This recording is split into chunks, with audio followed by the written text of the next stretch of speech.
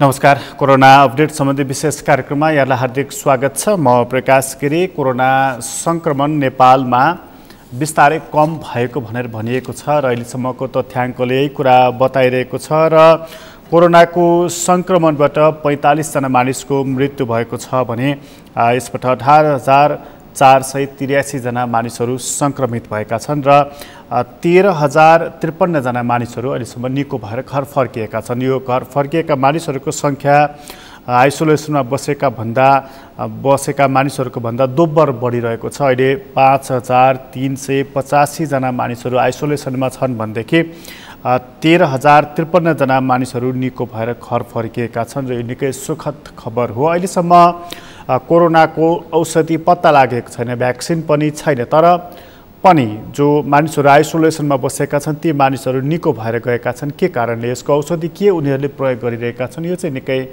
महत्त्वपूर्ण सूचना पनि हुनसक्छ, जानकारी पनि हुन सक्दछ। र नेपालमा कोरोनाबाट अहिले संक्रमित भएहरूको संख्या 18,483 पुगेको छ, तर क्वारेन्टाइनमा बस्ने मानिसहरूको संख्यामा निरन्तर गिरावट आइरहेको छ र अहिले 18,183 जनाको मात्रै क्वारेन्टाइनमा बसिरहेका छन् र ती मानिसहरू को संख्यामा कमी आएसँगै नेपालमा कोरोनाको संक्रमणको डर कम हुँदै गइरहेको छ भनेर भनिएको छ। सरकारी तथ्याङ्कले यही कुरा बताइरहेको छ। अहिलेसम्म 3,39,157 जना मानिसहरूको PCR परीक्षण गरिएको छ र यसरी परीक्षण गरिएका मानिसहरू मध्येबाट 18,483 जना मानिसहरू संक्रमित भनेर देखा परेका हुन् र नेपालमा संक्रमितको संख्या कम भएको छ र अहिलेसम्मको सरकारको क्षमता हेर्दा उसले दिनमा करिब 15,000 मानिसहरूको परीक्षण गर्न सक्दछ, PCR परीक्षण, तर उसले करिब 3,000 मानिसको मात्रै परीक्षण गरिरहेको छ। यो परीक्षणको दायरा उसले किन बढाइरहेको छैन भनेर चाहिँ प्रश्न उब्जिएको छ। र अहिले लकडाउन अन्त्य भइसकेपछि खास गरी पर्सामा, राजविराजमा, दैलेखमा, विराटनगरमा जुन केसहरू देखा परेका छन् त्यसले एकपटक झस्काइदिएको छ र कतै यो लकडाउन अन्त्यसँगै मानिसहरू वारवार्ती हिँड्ने अनि सुरक्षात्मक अवस्थाहरूलाई व्यवस्था गर्ने खालको कामहरू भयो भनेदेखि यसले संक्रमण बढाइदिने त होइन, यो प्रश्न उब्जिएको छ। र यो प्रश्न यसकारण पनि उब्जिएको छ कि विश्वमा कोरोनाको संक्रमण न्यूनीकरण भएको छैन। जस्तो भारतमै कुरा गर्ने हो भने पनि अहिले त्यहाँ यो 24 घण्टाको बीचमा मात्रै 48,472 जना मानिसहरू संक्रमण भएका छन् र यो नयाँ संक्रमित हो र अहिलेसम्म भारतमा 13,85,494 जना मानिसहरू संक्रमित भएका छन् र यो रोगको कारणले 32,096 जना मानिसको मृत्यु भएको छ र यो 24 घण्टामा मात्रै 690 जना मानिसको भारतमा मृत्यु भएको छ। भारतमा यति ठुलो संख्या करिब 14 लाख मानिसहरू संक्रमित, एकै रातमा 48,000 भन्दा बढी मानिसहरू संक्रमित भएको कुराले हामी कहाँ जसरी लकडाउन अन्त्य गरेको छ, सवारी साधनहरू चल्न थालेका छन् र लामो दूरीका सवारी साधनहरू चलाउने, बाह्य उडानहरू पनि गर्ने, इन्टरनेसनल फ्लाइट्सहरू पनि चलाउने जुन सरकारले तयारी गरेको छ, यसले कतै भारतबाट नेपालमा मानिसहरू आउने र ती मानिसहरूमध्ये संक्रमितहरू पनि हुन सक्ने हुनाले त्यसलाई कसरी व्यवस्थापन गर्ने, उनीहरूको चेक जाँच कसरी गर्ने, त्यसमा हामीले अलिकति ध्यान पुर्याउन सकेनौँ भनेदेखि फेरि पनि कोरोनाबाट संक्रमितहरूको संख्यामा वृद्धि त हुने होइन, यो प्रश्न उब्जिएको छ। त्यसै कारणले स्कुल सञ्चालन गर्नको लागि, बाह्य उडानहरू सञ्चालन गर्नको लागि र त्यसै गरी यो लामो दूरीको सवारी साधनहरू सञ्चालन गर्नको लागि हतार नगर्ने कि भन्ने प्रश्न उब्जिएको छ र यो प्रश्न उब्जिरहेकै बेलामा हामीले जस्तो कतिपय चिकित्सा कर्मीहरूले पनि यो प्रश्न उब्जाएका छन् कि यो संक्रमणलाई बल पुग्ने खालको, संक्रमण वृद्धि हुनको लागि बल पुग्ने खालको कामहरू कतैबाट पनि नहुन् भनेर र विश्व परिदृश्यमा हामीले भारतलाई हेर्नुपर्ने हुन्छ र हामी कहाँ अन्य मुलुकहरूमा भन्दा भारतबाट सङ्क्रमणको खतरा बढिरहेको छ र सँगै अब बिस्तारै चाडपर्वको मौसमहरू पनि आइरहेका छन् र त्यसमा भारतबाट थुप्रै मानिसहरू नेपाल फर्कनेछन् र ती मानिसहरू मार्फत पनि सङ्क्रमण हुने हो कि यो डर पनि छँदै नै छ। त्यसैले लकडाउन त अन्त्य गरिएको छ, सावधानीलाई चाहिँ हामीले उत्तिकै सचेतनापूर्वक अपनाइराख्नु पर्नेछ, अन्यथा यसले हामी सुरक्षित भयौँ भनेको अवस्थामा पनि फेरि असुरक्षित बनाइदिन सक्नेछ र कयौँ मुलुकहरूमा यस्तो पनि भएको छ कि कोरोना सङ्क्रमण दोस्रो चरणमा फैलिएको पनि छ। त्यसैले गर्दा नेपालले यो कुरालाई ध्यान दिनुपर्छ, सावधानी पनि अपनाउनुपर्छ र दक्षिण एसियामा नेपाल मात्र होइन भारतको कुरा हामीले गरिहाल्यौँ, पाकिस्तान त्यसै गरी बङ्गलादेशमा पनि सङ्क्रमण बढिरहेको छ र यो यस कारणले पनि दक्षिण एसियाको हावामा नै एक खालको त्यस्तो खालको समस्या देखिएको छ र पछिल्लो समय WHO ले हावा मार्फत पनि यो रोग सर्न सक्छ भनेर यसलाई पनि उसले एउटा रोग सर्न सक्ने तरिकाको रूपमा लिएको छ। यो तथ्यलाई पनि हामीले भुल्नु हुँदैन र कोरोनाको सङ्क्रमण भन्दा अहिले नेपालमा चाहिँ यो कोरोनाको सङ्क्रमणको डर त छँदैछ, तर यो सँगसँगै र योभन्दा पनि बढ्ता डर चाहिँ प्राकृतिक प्रकोपको रहेको छ। हामी कहाँ त्यो प्राकृतिक प्रकोपको कारणले थुप्रै मानिसले ज्यान गुमाउनु परेको छ, कयौँ मानिसहरू घरबार विहीन हुनु परेको छ र अझै फेरि भोलिदेखि फेरि पानी पर्ने भनेर मौसम पूर्वानुमान महाशाखाले अनुमान गरेको छ र उसले गरेको प्रक्षेपण सही रहेछ भने फेरि पनि हामी अर्को समस्यामा पनि पर्न सक्दैछौँ। त्यसैले गर्दा हामीले अलिकति सावधानी अझै अपनाउनु पर्ने बेला भएको छ र त्यो सावधानी कसरी अपनाइएको छ र यो पानीले पारेको असर के कस्तो छ त्यसबारेमा हामी बुझ्ने कोसिसमा छौँ। यति बेला हामी सङ्खुवा सभातर्फ लाग्नेछौँ। सङ्खुवा सभामा हाम्रा सहकर्मी हुनुहुन्छ खेवाहाङ, उहाँसँग हामी कुराकानी गर्नेछौँ। सङ्खुवा सभातर्फ लाग्नेछ खेवाजी। हजुर हजुर हजुर, जस्तो यो सङ्खुवा सभाको अलिकति कुरा गर्दाखेरि जस्तो यो पानी जुन ढङ्गले परिरहेको छ बर्खा, पहाडमा चाहिँ यो बर्खा हुने बित्तिकै पहिरो जाने त्यसले निकै ठुलो अप्ठ्यारोहरू पार्ने गर्दछ, सङ्खुवा सभाको अवस्था चाहिँ के छ? वास्तवमै सङ्खुवा सभा एउटा यो पहिरोले अलि बढी प्रभावित हुने जिल्ला पनि हो। भर्खरै मात्र गत असार 27 गते सङ्खुवा सभाको सिलिचोङ गाउँपालिका वडा नम्बर 1 मा पहिरो गयो र पहिरोमा 9 घर बगाउँदाखेरि चाहिँ 11 जना बेपत्ता अवस्थामा छ भने उद्धारको क्रममा 1 जनाको मृत्यु भएको एउटा दुःखद खबर छ।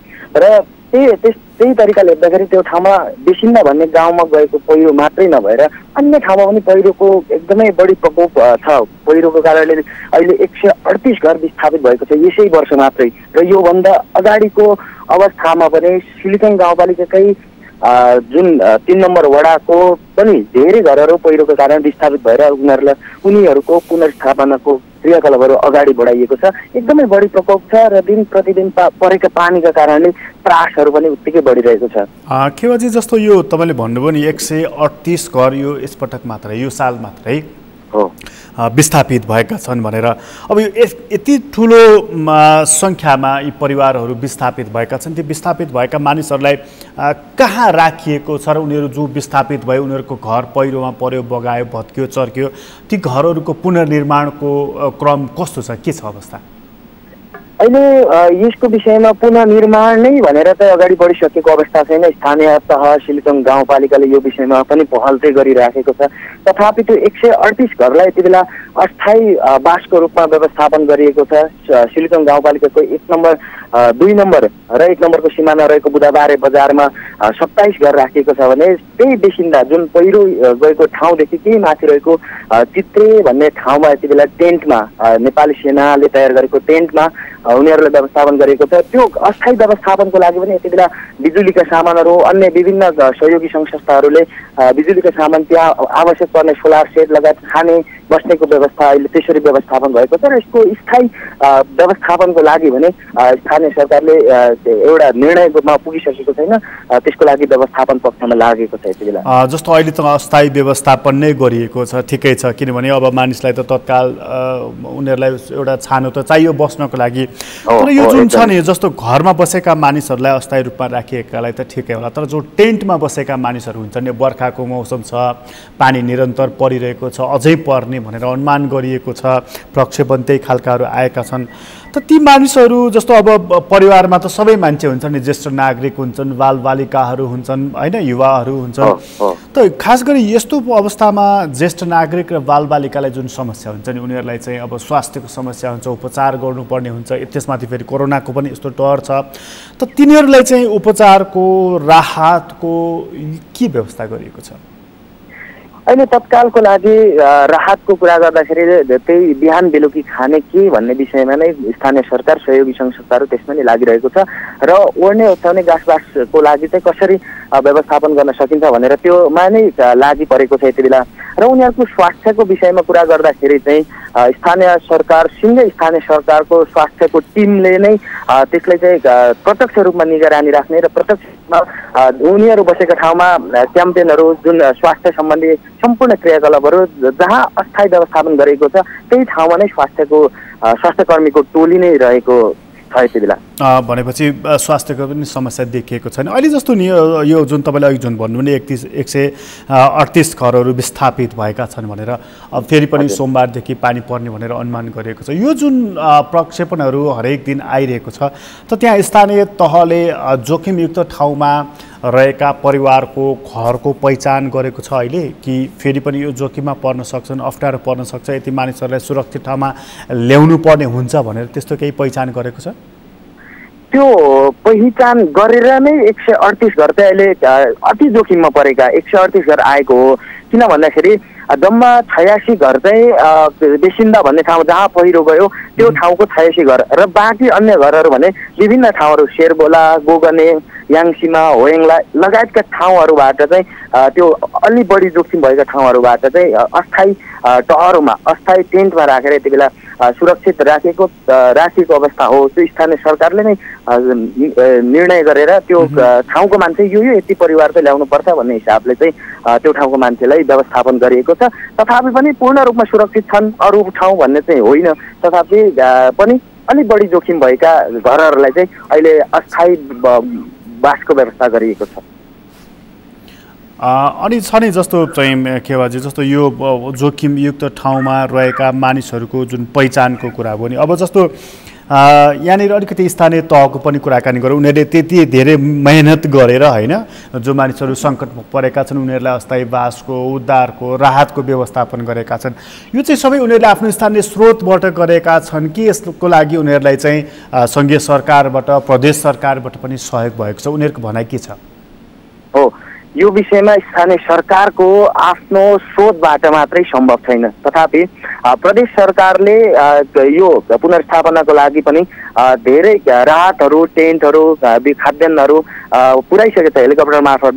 बाटो सडकमा पनि यति बेला पुरै सङ्खुवा खोला, जुन त्यही क्षेत्रको खोला, त्यो खोला अहिले बाटोमा कुदिरहेको अवस्थामा मान्छे आवत जावत पैदल गर्न पनि समस्या भएको कारणले सेनाको हेलिकप्टर मार्फत केही राहत सामग्रीहरू प्रदेश सरकार मार्फत आइसकेको छ र अझै पनि आउने हामीलाई जानकारी प्राप्त भएको छ प्रदेशबाट। अनि स्थानीय सरकारले आफूले व्यवस्थापन गरेका गाउँमा रहेका ती राहतका खाद्यान्नहरूलाई चाहिँ सरकारको आफ्नो पहुँचले भ्याएसम्म त्यहाँ वितरण गर्ने प्रयास गरिरहेको छ भने अन्य सङ्घ संस्थाहरू, गैर सरकारी सङ्घ संस्था अनि विदेशमा रहेका सिलिचोङवासी र नेपालीहरूले पनि यति बेला विभिन्न ठाउँमा एउटा एनजिओहरू मार्फत यो राहत सङ्कलनको अभियानहरू तीव्र गतिमा अगाडि बढाइएको छ, जसमा सिलिचोङ काठमाडौँ समन्वय समिति लगायत अन्य सङ्घ संस्थाहरूले यति बेला 20 लाखभन्दा धेरै रकमको हाराहारीमा राहत सङ्कलन गरिरहेको अवस्था हो। जस्तो यो 20 लाखभन्दा बढीको राहत सङ्कलन गरेका छन् उनीहरूले। अनि जस्तो यो अहिले बाढी पहिरोले जुन क्षति पुर्याइरहेको छ त्यो यसले चाहिँ राजमार्गहरूमा चाहिँ, खास गरी सङ्खुवासभा जोड्ने राजमार्ग र केही ग्रामीण राजमार्गहरूमा चाहिँ कस्तो असर परेको छ? राजमार्गको हिसाबमा कुरा गर्दाखेरि अहिले धेरै यो बर्खा लागे सँगसँगै मैले केही दिन अगाडि रिपोर्टिङ पनि गरेको थिएँ। यो कोशी लासा राजमार्ग, जुन किमाथाङका जोगमनी राजमार्ग भनेर यो चाहिँ राष्ट्रिय गौरवको आयोजना भनिन्छ। तथापि पनि यो बिचमा जुन जति सडक हिउँदमा चल्छ, हिउँदमा धुलाममै चल्ने सडक बर्खा लागेसँगै हिलामे हुने र गाडी फसिने समस्याबाट यहाँका जनताहरू विक्षिप्त छन्। यो अर्थमा पनि बुझ्न सकिन्छ सायद राष्ट्रिय गौरवको आयोजना त त्यति एउटा राम्रो तरिकाले भएको छैन भने सहायक राजमार्गहरू, जो विभिन्न ठाउँ जाने सहायक बाटोहरू त यति बेला धेरै कम 50% भन्दा नि कम सञ्चालन छन् भन्दा फरक नपर्ला। किनभने यो बर्खा लागे सँगसँगै ठाउँ ठाउँमा पहिरो जाने अनि भलबाढी पस्ने र सडक नै बगाउने जस्ता समस्याहरू यहाँको जनताले झेलिरहेको अवस्था हो। अनि जस्तो अहिले जस्तो यो जुन बाढी गएको छ नि, पहिरो पनि गएको छ केवाजी, जस्तो यो पहिरो बाढी जाँदा घरहरू विस्थापित हुँदा मानिसहरूले यत्रो दुःख बेहोर्नु परेको छ। यो त हरेक साल यसै गरी दुःख बेहोर्नु पर्छ नि, होइन? त यो दुःख बेहोर्नु पर्दाखेरि जस्तो अहिलेको दुःख त ल टारौँला, अर्को साल बर्खा यसै गरी आउँछ, यसै गरी दुःख दिनेछ यसले हामीलाई। त यसलाई कसरी अब जोखिमको न्यूनीकरण गर्ने, जोखिमयुक्त ठाउँमा भएका मानिसहरूलाई कसरी सुरक्षित ठाउँमा ल्याउने र यो प्रकोपबाट जोगिनेलाई के गर्ने, यस्तो खालको तयारीको बारेमा चाहिँ स्थानीय तहमा के अहिले छलफल भइरहेको छ?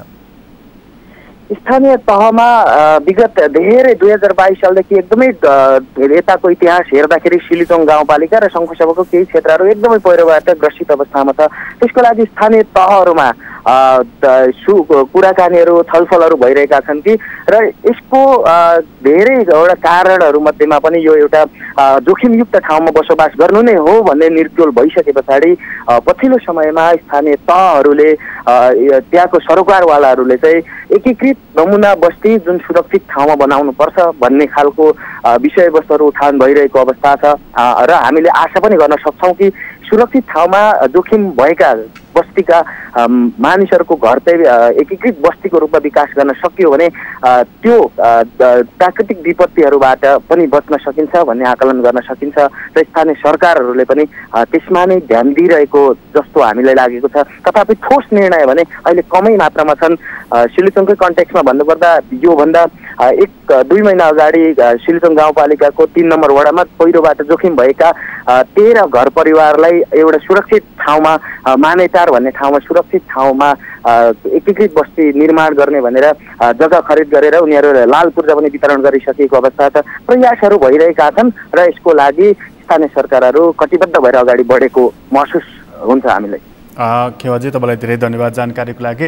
हाम्रो सहकर्मी खेवाहाङ हुनुहुन्थ्यो, सङ्खुवा सभा र सङ्खुवा सभाको स्थितिको बारेमा कुरा गर्दै हुनुहुन्थ्यो। यो जुन हरेक बर्खामा हामी जुन भन्ने गर्छौँ कि यसै गरी बाढी पहिरोले जोखिममा पारिरहन्छ र यो करिब 138 घर यो बाढी पहिरोको कारण अप्ठ्यारोमा परेको छ र उनीहरूलाई अस्थायी रूपमा राखिएको छ। यो सङ्खुवा सभाको खबर हो र सङ्खुवा सभामा अब ती मानिसहरू विस्थापित भएका छन् उनीहरूलाई राहत दिनको लागि भनेर देश विदेशमा गरेर करिब 20 लाख रकम बराबरको राहत सङ्कलन गरिएको कुरा पनि उहाँले हामीलाई जानकारी दिनुभएको छ।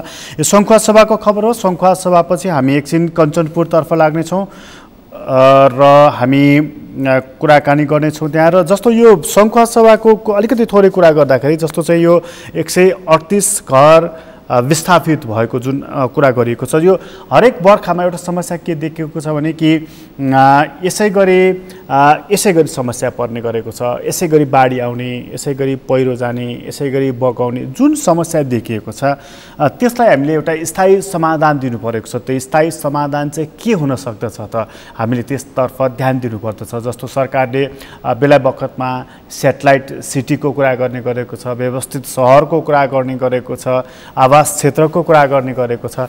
अब हामीले बस्तीको विकास कसरी गर्ने, स्थानीय तहदेखि सङ्घसम्म एउटा नीति बनाउन पर्ने आवश्यकता देखिएको छ। कस्तो ठाउँमा बस्तीको विकास गर्ने, कस्तो ठाउँमा खेतीबाली गर्ने, कस्तो ठाउँमा सडकहरू निर्माण गर्ने, यी कुराहरूको हामीले व्यवस्थित किसिमको योजना बनाउन सकेनौँ भनेदेखि यसले हामीलाई निकै सताउन पनि सक्नेछ। किनभने यो व्यवस्थित बस्ती भनेको जोखिमयुक्त ठाउँमा बस्ती बसाउनलाई भन्न सकिन्न र नदीको किनारमा जसरी अहिले बस्तीहरू बसिरहेका छन्, नदीमै टाँसिएर नदीलाई खुम्च्याएर बस्तीहरूलाई फैलाएर जसरी बसिएको छ यसले पनि क्षति भइरहेको छ। यो कुराहरूलाई पनि हामीले ध्यान दिनुपर्दछ। अहिले हामीले कसैलाई प्रभावमा पारेर नक्सा पास गर्न सकिएला, घर बनाउन सकिएला, तर बर्खामा जसरी पानी को बहाव बढेर आउँछ, नदी फैलिएर आउँछ, त्यसको जोखिमलाई हामीले राजनीतिक दबाव या प्रभावमा त्यसलाई हामीले न्यूनीकरण गर्न सक्दैनौँ। त्यसैले हामीले यसतर्फ ध्यान दिनुपर्दछ। यो सङ्कटको बारेमा हामीले कुराकानी गरिरहेका छौँ कि नेपालमा हरेक वर्ष बर्खामा यसै गरी समस्या हुने गरेको छ र समस्या भएका बखतमा हामी चर्चा गर्ने गर्दछौँ र समस्या सकिसकेपछि हामी त्यसबारेमा चर्चा गर्न छोड्ने गर्दछौँ र यो समस्या जहिले पनि जिउका त्यौँ रहने गरेको छ, रहिरहेको पनि छ। त्यसैले अब हामीले यसपटक यस साल जसरी यो सङ्कटको चर्चा गरेका छौँ, अर्को साल हामीले कम्तीमा पनि यतिको चर्चा गर्नु नपरोस्, कम्तीमा पनि यो न्यूनीकरण भएर जाओस् र यसमा स्थानीय तह, प्रदेश र सङ्घ यी तीनै निकायका सरकारहरूले उल्लेखनीय र महत्त्वपूर्ण भूमिका खेलेर यसलाई न्यूनीकरण गर्न सकुन् भनेर हामी कामना पनि गर्न चाहन्छौँ।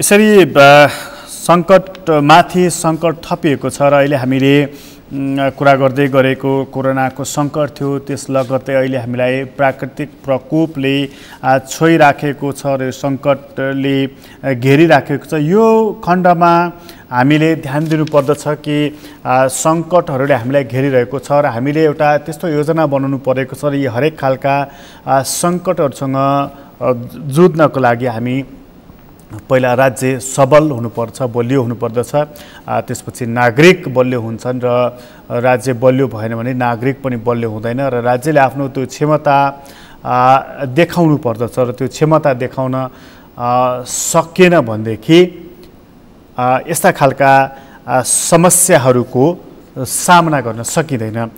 समस्या समाधानको लागि राज्यले एउटा क्षमता देखाउनुपर्छ, राज्यका अङ्गहरूले त्यो खालको क्षमता देखाउनु पर्दछ, तर त्यो क्षमता अहिले देखाउन सकिएको जस्तो देखिएको छैन। त्यसले मानिसलाई अलिकति निराशा पनि दिन सक्नेछ। अहिलेसम्मको कुरा गर्ने हो भने विश्वव्यापी रूपमा यो कोरोनाको सङ्कट देखिएको छ। अमेरिकामा अहिले पनि यो 24 घण्टाको बिचमा 67,413 जना मानिसहरू सङ्क्रमित भएका छन्। 908 जना मानिसहरूको यो 24 घण्टाको बिचमा मृत्यु भएको छ। ब्राजिलमा यो 24 घण्टाको बिचमा 48,234 जना मानिसहरू सङ्क्रमित भएका छन् र 1,111 जना मानिसहरूको मृत्यु भएको छ र भारतमा 690 जना मानिसको यो 24 घण्टाको बिचमा मृत्यु भएको छ। त्यसैले गर्दाखेरि यो कोरोनाको सङ्कट कम भएको छैन, त्यसमाथि प्राकृतिक प्रकोप जोडिएर आएको छ, अर्को सङ्कट थपिएको छ र यो सबै सङ्कटहरूले बिस्तारै हामीलाई कतै आर्थिक सङ्कटतर्फ लगिदिने त होइन, यो प्रश्न पनि उठेर आएको छ र त्योसँग जुझ्न सक्ने अवस्थाको बारेमा हामीले आफूलाई विकास गर्नुपर्नेछ। र यो सङ्कट कसरी आइरहेको छ र यसले कस्तो खालको समस्या ल्याइरहेको छ, हामी त्यसतर्फ लाग्नेछौँ र त्यो सङ्कटले अहिले जस्तो यो कोरोनाको मात्र होइन, बाढी पहिरो र डुबानको सङ्कट पनि उत्तिकै भइराखेको छ। हामी एकछिन नवलपरासीतर्फ लाग्नेछौँ। नवलपरासीमा सहकर्मी राज चौधरी हुनुहुन्छ। राजजी, राजजी, जस्तो अलि अस्ति हामीले कुरा गरेका थियौँ, त्यहाँ तपाईँले डुबानको जुन कुरा गर्दै हुनुहुन्थ्यो, अहिले फेरि जस्तो अहिले पानी त अहिले पनि परिरहेको छ, फेरि अझै पानी पर्न सक्ने भनेर अनुमान पनि गरिएको छ। अहिलेको अवस्था चाहिँ के छ पश्चिम नवलपरासीको? अहिले त भन्दाखेरि अहिले नवलपरासीमा वर्षा त भइरहेको छैन, चाहिँ 2 दिनदेखि अहिले वर्षा चाहिँ थप रहेको छ र त्यो सँगसँगै अहिले चाहिँ फेरि वर्षा आउने उच्च सतर्कता अप्नाउनु पर्ने हुन्छ। त्यसले गर्दाखेरि अहिले चाहिँ स्थानीय जनप्रतिनिधिहरू एकदम सक्रिय रूपमा भएर चाहिँ अनुगमनदेखि कहाँ क्षति गर्छ, कहाँ के गर्नु पर्यो, कहाँ तटबन्ध गराउनु पर्यो भनेर अनुगमन क्रम एकदम जारी छ। राज्य जस्तो चाहिँ जस्तो अस्तिको डुबानले जुन समस्या पार्यो नि, जस्तो कति परिवार डुबानमा परेका रहेछन्, कति मानिसहरू विस्थापित भएका रहेछन्, कति मानिसलाई राहत दिनुपर्ने अवस्था रहेछ, त्यस्तो केही तथ्याङ्कहरू स्थानीय तहले सङ्कलन गरिसक्यो? हजुर, यसको लागि चाहिँ स्थानीयले चाहिँ तथ्याङ्कहरू सङ्कलन गर्दैछ र जसको चाहिँ राहतमा त्यस्तो समस्या देख्यो भने चाहिँ स्थानीय तहबाट नै चाहिँ यो राहत वितरण गरिएको छ। स्थानीय तहबाटै राहत वितरण गरिएको छ। जस्तो कति परिवारलाई राहत वितरण गरिएको छ त, कति परिवार समस्यामा परेछन् त, केही तथ्याङ्क छ? यति त भन्न सकिन्न। चाहिँ यहाँ नौलपरासीमा चाहिँ अहिले चाहिँ यो नारायणीको पानी बहाग बढेको कारणले गर्दाखेरि अहिले सुस्तामा पनि पानीको बहाग एकदम डुबान नै छ। अहिले पनि अहिले त अलि घटेकै नै देखिन्छ, तर पनि डुबानमै छ। जस्तो यो सुस्तामा चाहिँ त्यहाँको पुरै बस्ती नै डुबानमा परेको भनेर एकदम हजुर, अहिले पनि डुबानमै छ त्यो। हजुर। अनि जस्तो उनीहरू त्यो डुबानमा यति लामो समयसम्म डुबानमा परिसकेपछि ती मानिसहरू त समस्यामा पर्छन्। उनीहरूलाई खानपानको समस्या, औषधोपचारको समस्या, त्यसको लागि चाहिँ कसरी व्यवस्थापन गरिएको छ त? बिचमा फेरि नारायणी नदी भएको हुनाले त्यसले अलिकति अप्ठ्यारो पनि पारेको छ। के छ उपाय त्यहाँनिर? बिचमा नारायणी नदी पार गर्न चाहिँ केही समय लाग्ने गर्छ होइन। त्यसले गर्दाखेरि के भन्छ भने स्थानीय जनप्रतिनिधिहरूको टोलीहरू खटाइएको छ। त्यहाँ खटाइसकेपछि के गरिन्छ भने जहाँ उच्च ठाउँमा छ स्कुलहरू उच्च ठाउँ भएकोले गर्दाखेरि एकदमै जस्तो घर डुबानमा छ, अग्लो ठाउँहरू छ, त्यो ठाउँमा राखिएको छ र राहत नभएकोलाई राहत सामग्री वितरण गरिन्छ। र स्वास्थ्यमा त्यस्तो गडबडी आए, स्वास्थ्यमा समस्या देखियो भने स्वास्थ्यको उपचार क्रम जारी नै छ। अनि जस्तो यो राहत र स्वास्थ्य उपचार एउटा पक्ष रह्यो राज्य, अर्को पक्ष नि जस्तो चाहिँ उद्धारको कुरा हुन्छ नि। जस्तो चाहिँ डुबानमा परिसकेपछि त त्यो मानिसलाई अग्लो ठाउँमा ल्याएर राख्ने अथवा अलिकति सुरक्षित ठाउँमा भनौँ न ल्याएर राख्ने, कसैको घरै पुरै डुबेको छ भने त्यहाँबाट निकाल्ने, त्यो काम चाहिँ कसले गरिरहेको छ त्यहाँ? त्यो चाहिँ कसैको एकदमै जहाँ डुबान परेको अवस्था देखिन्छ त्यहाँ चाहिँ अहिले चाहिँ मैले पहिले पनि भनेको थिएँ कि त्यहाँ चाहिँ डुङ्गाहरूको व्यवस्था गरिएको छ। त डुङ्गामा राखेर चाहिँ उपचार क्रम जारी नै छ। डुङ्गाहरू हजुर डुङ्गामा नै राखेर उद्धार कार्यहरू जारी नै छ। त्यस्तो समस्या देख्ने बित्तिकै चाहिँ प्रत्येक वडा टोलमा कर्मचारीहरू खटाइएको छ। त्यो चाहिँ स्थानीय तहबाट नै कर्मचारीहरू खटाएको कारणले गर्दा तिनीहरू चाहिँ एकदमै अनुगमन गरिराख्ने, हेरिराख्ने कहाँ कस्तो समस्या भयो त्यसको समस्याको समाधान गर्ने उपायतिर नै लागिरहेको छ। अनि जस्तो फेरि पनि पानी पर्न सक्ने भनेर अब जस्तो सोमबार रातिदेखि पानी पर्ने भनेर अनुमान गरिएको छ मौसम पूर्वानुमान महाशाखाले। त्यो अनुमानले त फेरि पनि भन्छ कि पानी पर्ने, पानीको सतह बढ्ने, डुबान हुने, यी कुराहरू त फेरि पनि अनुमान गर्न सकिन्छ। त्यसको तयारी चाहिँ के छ त्यहाँ, पूर्व तयारी? यसको पूर्व तयारी कस्तो छ भने अहिले चाहिँ सुरक्षाकर्मीहरू जुन चाहिँ अहिले चाहिँ हाम्रो सशस्त्र आर्मीहरू चाहिँ पहाडी पीडितमा त्यस्तो समस्या देख्ने बित्तिकै त्यसको ट्रेनिङहरू पनि भइरहेछ। तिनीहरूले उद्धार कसरी गराउने, कहाँ लैजाने, कहाँ राख्ने, त्यसको लागि चाहिँ एकदम पूर्व तयारीहरू भइरहेको छ। तर प्लस चाहिँ त्यसमा के भइरहेछ भने जुन हाम्रो नारायणी नदी छ जहाँ जहाँ पाहाड बन्ने ठाउँमा त त्यहाँ साइरनको पनि व्यवस्था गरिएको छ। त्यहाँ चाहिँ उता सर्कसमा आउनलाई पानीको पाहाड बढ्ने बित्तिकै चाहिँ साइरनहरू बजिराख्ने चाहिँ त्यस्तो किसिमको उच्च सतर्कता अप्नाइएको छ।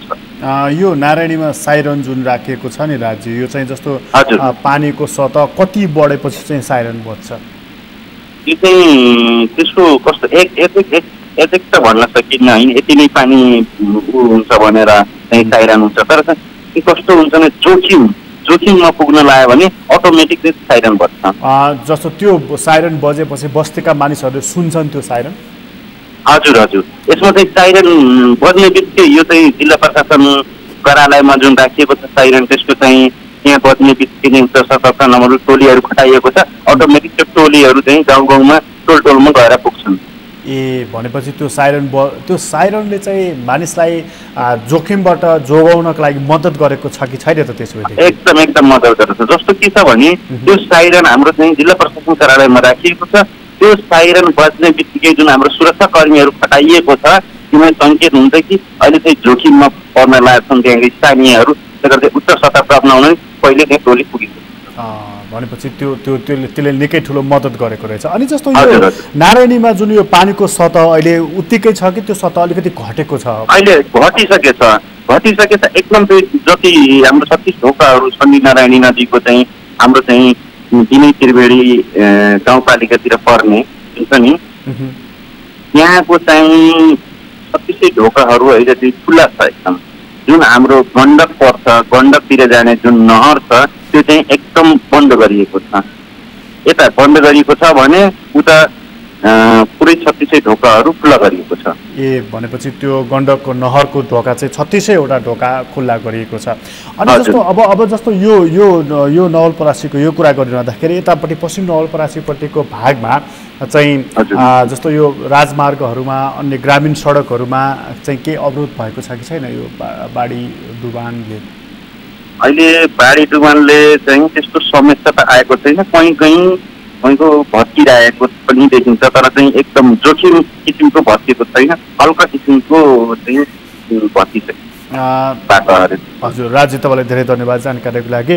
सहकर्मी राज चौधरी हुनुहुन्थ्यो पश्चिम नवलपरासीबाट र त्यहाँको अवस्थाको बारेमा कुरा गर्दै हुनुहुन्थ्यो। यो हामी जुन भन्ने गर्छौँ यो डुबानको बारेमा, त्यो डुबानको कुरा गरिरहँदा जहिले पनि समस्यामा पर्ने चाहिँ त्यही सुस्ता नै छ जुन नारायणीबाट उतापट्टि र नारायणी नदी पार गरिकन यता आउनुपर्ने हुन्छ। उनीहरूलाई पार गर्नको लागि डुङ्गाको व्यवस्थापन गरिएको छ, तर अहिले पनि सुस्तावासीहरू डुबानमै परिरहेका छन् र उनीहरूको बस्ती डुबानमा छ र यो डुबानको कारणले जुन समस्या हो उनीहरू भोगिरहेका छन् र अब यसलाई हरेक वर्ष यो समस्या भइरहेको छ र यो समस्याबाट कसरी मुक्ति पाउने सोच्नुपर्ने विषय त्यो रहेको छ र त्यसतर्फ अझै पनि सोचिएको छैन।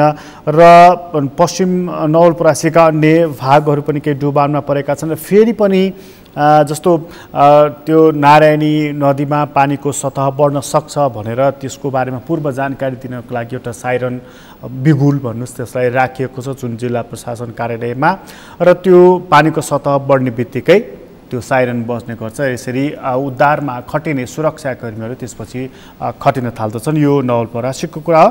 नवलपरासी पछि हामी एकछिन धादिङतर्फ लाग्नेछौँ। धादिङमा सहकर्मी गोमा थापा हुनुहुन्छ। गोमाजी,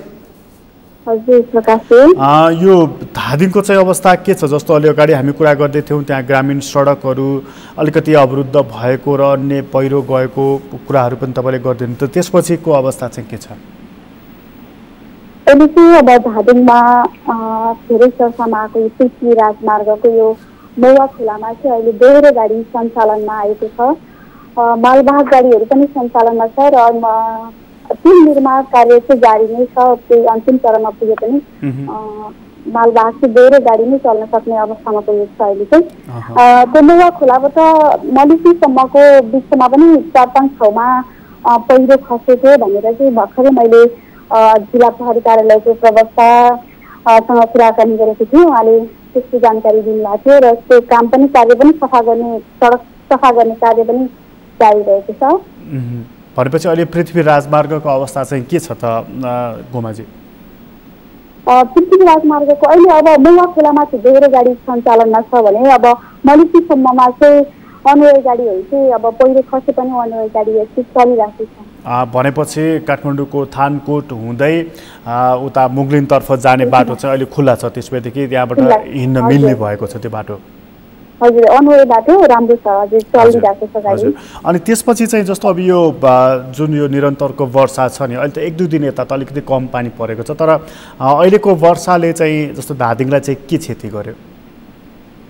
अहिले अब यो बर्खामा चाहिँ अहिले चाहिँ हाम्रो धादिङमा चाहिँ भर्खरै मैले सिडिओ साहबसँग कुराकानी गरेको थिएँ। उहाँको अनुसार चाहिँ 114 घर विस्थापित भएको छ र 114मा 14 घर चाहिँ नष्ट भएको छ, बस्न नमिल्ने गरी क्षति पुगेको छ भने 5 जना चाहिँ हाम्रो यो बाढीले मृत्यु भइसकेको छ र 3 जना चाहिँ घाइते अवस्थामा हुनुहुन्छ, उहाँको उपचार भइरहेको छ।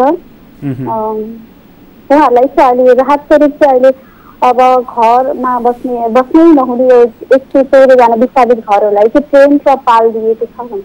अहिले जस्तो यो तपाईँले जुन अहिले विवरण दिनुभयो नि, यो 114 घर चाहिँ विस्थापित भएछ, त्यसमध्ये पनि 14 घर चाहिँ पूर्ण रूपमा नष्ट भएको छ नि, होइन? अब जस्तो यो 114 घरको जो मानिसहरू विस्थापित भएका छन् ती मानिसहरूलाई कहाँ राखिएको छ?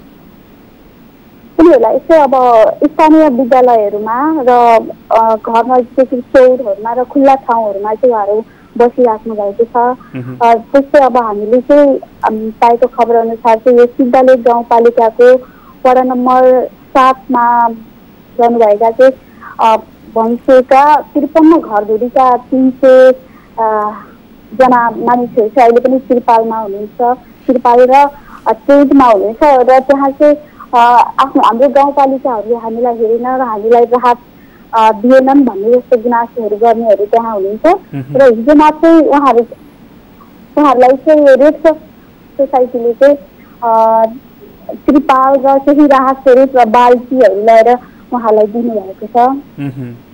कम्मल उहाँहरूलाई ओर्नी कम्मलहरूदेखि लिएर केही खाद्यान्न अनि त्यसपछि त्रिपाल कम्मलहरू र स्थानीय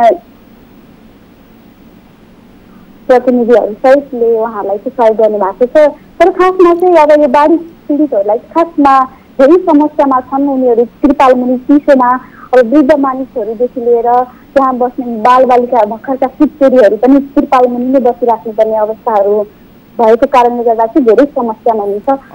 300 जनामा अब सीमित त्रिपाल र सीमित पालभित्र बसिराख्नुपर्ने अवस्थामा चाहिँ धेरै समस्या नै हुनुहुन्छ। भनेको उनीहरूको निकै कठिनाइपूर्ण जीवन बितिरहेको छ। अनि जस्तो यसमा नि स्थानीय तहहरू जस्तो जनप्रतिनिधिहरू त त्यही छन् नि त होइन, त उनीहरूको भूमिका चाहिँ कस्तो छ? जो मानिसहरू जस्तो 114 घरका मानिसहरू विस्थापित भएका छन् भनेदेखि त्यो त ठुलो परिवार भयो, त ती मानिसहरूलाई कसरी राहत उपलब्ध गराउने, स्वास्थ्य उपचार कसरी गर्ने र यी जो मानिसहरूको जस्तो अब 14 घर त पुरा क्षति भएको छ, नष्ट भएको छ, उनीहरू त त्यो घरमा बस्न सक्ने अवस्था पनि भएन भनेको त्यो नयाँ बनाउनु पर्ने भयो। त्यसमा चाहिँ स्थानीय तहले के गर्ने भनेर विचार गरेको छ?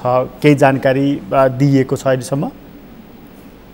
अब निरन्तर पानी परिरहेको कारणले गर्दा अब हिजो र आजमा चाहिँ पानी परेको छैन। अब चाहिँ उहाँहरूलाई उद्धार स्वरूप उहाँहरू भएको गाउँसम्म पुग्न सक्ने अब स्थानीय का जनप्रतिनिधिहरू चाहिँ उहाँहरूसम्म पुग्न थाल्नु भएको छ भर्खरैमा चाहिँ। अब उहाँहरूले चाहिँ विश्वास दिलाएर फर्किराख्नु भएको छ, हामी सहयोग गर्छौँ भनेर। त्यही रूपमा चाहिँ राहत रूपमा खाद्यान्नहरू पालहरू अहिले चाहिँ त्यही पाल र टेन्ट अनि त्यही खाने पानी राख्ने बाल्टीहरू कम्मलहरू मात्रै लैराख्नु भएको छ। अनि छ नि गोमाजी, जस्तो चाहिँ अब त्यो चाहिँ उहाँले दिएको कुरा भयो। जस्तो यो पुरा घर क्षति भएको मानिसहरू अलिकति चर्किएको, अलिकति थोरै भाग भत्किएको जो मानिसहरूको घर छ नि, ती परिवारले चाहिँ के अपेक्षा गरेका छन् कि हाम्रो घर बनाइदिए हुन्थ्यो भनेर अपेक्षा गरेका छन् कि अथवा अहिलेलाई चाहिँ कम्तीमा पनि बस्ने अस्थायी बास भए बाँकी कुरा त हामी आफै गरिहाल्थ्यौँ नि भन्ने छ कि के छ उनीहरूको अपेक्षा चाहिँ? जुन अब निम्न वर्गका मानिसहरूले चाहिँ अब हामीलाई स्थानीय सरकारहरूले घर बनाइदियोस् अनि घर बनाउन केही रूपमा भए पनि सहयोग गरिदियोस् अनि त्यस पछाडि हामीलाई रोजीरोटीको लागि काम गरेर खान सक्ने केही रोजगारी हुन्छ नि, अब श्रमदान जस्तो काम दिएर हामीलाई पैसा दियोस् भन्ने जस्तो चाहना पनि गरिराख्नु भएको छ। पानीले निरन्तर पानी परिराख्दाखेरि अब बेला मजदुरी गर्नेहरूले काम नपाइराख्नु भएको अवस्था थियो अनि अब उहाँहरूलाई चाहिँ राहत स्वरूप त्यस राहतै खासमा चाहिँ आर्थिक सहयोग नै खोजिराख्नु भएको छ उहाँहरूले चाहिँ। गोमाजी तपाईँलाई धेरै धन्यवाद जानकारीको लागि। हाम्रो सहकर्मी गोमा थापा हुनुहुन्थ्यो धादिङबाट र धादिङको अवस्थाको बारेमा कुरा गर्दै हुनुहुन्थ्यो। धादिङमा 114 घर विस्थापित भएका छन्, त्यसमध्ये 14 घर पूर्ण रूपमा क्षति भएको छ, 5 जनाको मृत्यु भएको छ, 3 जना घाइते भएका छन्। यो अवस्था हो धादिङको। र जो मानिसहरूको घर क्षति भएको छ उनीहरूले सरकारसँग केही अपेक्षा पनि गरेका छन्। त्यसमध्ये करिब 53 परिवारले चाहिँ सरकारले अथवा आफ्नो स्थानीय तहले उचित व्यवस्थापन अथवा भनौँ वास्ता नगरेको भनेर चित्त दुखाएका छन्। किनभने उनीहरू यो बर्खामा पनि टेन्टमा बसेका छन् र उनीहरूले राहतको कुरा, औषधि उपचारको कुराहरूमा कमी आएको देखिएको छ, जसले गर्दा हिजो मात्र त्यहाँ रेड क्रसले अलिकति सहयोग गरेको कुरा हाम्रो सहकर्मीले जानकारी दिनुभएको छ। तर यति ठुलो परिवार जो टेन्ट मुनि बसेका छन्, निरन्तर वर्षा छ, चिसो जमिन छ, बालबालिका वृद्धहरू छन्, त ती मानिसहरूको समयमै हेरचाह गर्न सकिएन, उनीहरूलाई उचित राहतको या भरण पोषणको व्यवस्थापन गर्न सकिएन भनेदेखि त्यसले अर्को खालको समस्या पनि ल्याउँछ र फेरि पनि पानी पर्ने भनेर अनुमान गरिएको हुनाले त्यसतर्फ सचेत हुनुपर्ने, सहयोग पुर्याउनु पर्ने आवश्यकता पनि देखिएको छ। कोरोना अपडेट सम्बन्धी विशेष कार्यक्रम अहिलेलाई यति नै। कार्यक्रमबाट म प्रकाश गिरीलाई बिदा दिनुहोस्। सगरमाथा टेलिभिजन हेर्दै गर्नुहोला। नमस्कार।